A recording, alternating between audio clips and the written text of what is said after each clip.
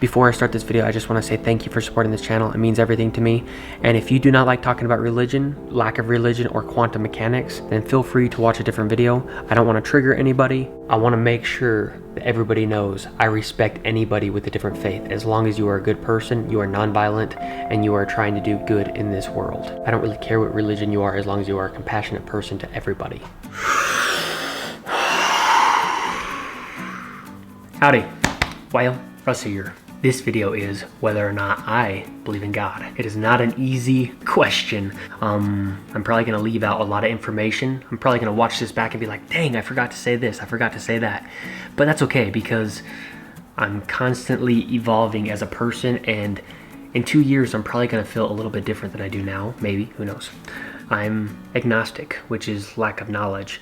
But I am spiritual, and doesn't mean I don't know anything, it's just I don't know a lot of things. Everybody has a different perception of what God is. You could have a few Christians that sit together every Sunday in church, and they each have a different picture in their mind of what God or Jesus looks like. The first girl sees Jesus as a sexy stud. The second girl sees a loving black Jesus. The third girl sees a mean Jesus, because she has a lot of fear associated with her religion, like I used to. I am not a Christian. I don't really like to read the Bible. I have tried. I haven't read the whole Bible start to finish. It doesn't read enough like a book, and plus I'm dyslexic.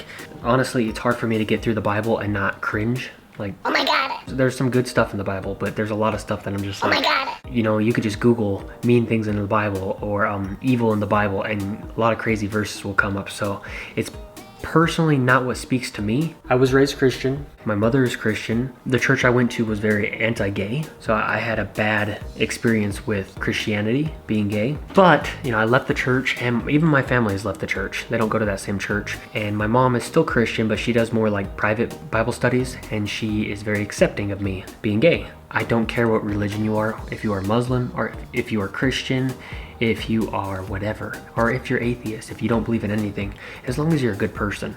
If you have a good personality, I'll give you hospitality. I get no anxiety from faith variety. Now, if you're gonna use your religion to discriminate against another group or pass anti-gay laws or anti-gay legislation just because of your religion, I think that's fucked up. And if you use religion to justify killing, I think that's fucked up. There's a lot of crazy quotes in the Quran about killing and evil things, and a lot of crazy things in the Bible about killing and evil things. It's scary when people take the Bible or the Quran 100% literally. It's scary because it can be very dangerous to other people that are not in your clique or not in your group. To anybody that's an other, it can be very dangerous. One thing that's really important in this world is that we do allow people to freely be themselves and have their own faith, especially if it's positive and it's not hurting anybody. Let somebody have their own faith. You can be friends with somebody who has a different faith. If you think of God as equaling a man with divine power, a man that knows everything, I don't believe that. I don't really believe that it's a man. I don't think that man is the center of the universe. In a sense, I do believe in God if you think of God as the one, or God equals energy, or God equals universe. And I think of the universe as energy, frequency, and vibration. Because I believe that everything is energy. A rock is energy, humans are energy, plants are energy, and it's all connected, and it's all very important. And that's one of the things I didn't like about growing up Christian, is we often would talk about man being the center of the universe and the most important thing in the universe, and I just don't see the world like that. I was always told that man had total dominion over the earth, and it was always used in the context of man deserving everything in existence, because everything was put here for man to use. Unfortunately, you can take that too far and be greedy and destructive to the earth. Luckily, there are environmentalist Christians. They believe that dominion should really be more like stewardship towards the earth. Here's a 2014 survey, Dominion versus Stewardship by Religious Affiliation. Luckily, there's a lot of good Christians that want to take care of this earth. I see everything being important. Like the sun is very important for us to survive. The atmosphere of the earth is important. Water for us to drink is crucial for us to live. And those are things that are considered non-living. But in a sense, they are living in my perspective, because they're all energy. So I look at everything as energy. I am made up of energy. I'm protons, electrons, neutrons. What's crazy is an atom is 99.9% empty space. Even your body is 99.9% empty space. It makes you ask yourself, what is reality? Are we in a matrix? Is this all a hologram? Because it's really nothing and it's empty space, but we see it as something? I don't know. When you break down a rock and you break down a human and you break down a tree, so you break down anything small enough, you get atoms. The building blocks of atoms are subatomic particles, protons, electrons, and neutrons. You break down an atom and it has a lot of empty space. We perceive it as empty. In a sense, everything is mostly empty. Nothingness. Are we in a hologram? I mean, I don't know. Is this a hologram? That's a mindfuck. Then you have to ask yourself, is empty space really empty? Sometimes we think of like even space between two stars, you know, the black empty space, as nothing, but it really is something. Ever since the birth of quantum mechanics, scientists have known that empty space is not really empty because nothing contains something. Empty space is not really empty. I know it's a mindfuck. A lot of people have a perception that humans are better or more valuable than other things, but all things are important and a lot of things are misunderstood. For an example, humans have no perception of what ultraviolet light looks like, but birds can see ultraviolet light. This ultraviolet light allows them to sex each other, so this is what a bird might look like for a human eye, and this is what it would look like to a bird. It just shows you, in a sense, we're already in a matrix. Our eyes are a limiting factor in our perception of the world. Now, I know humans are high up on the food chain and our actions have a lot of power on Earth.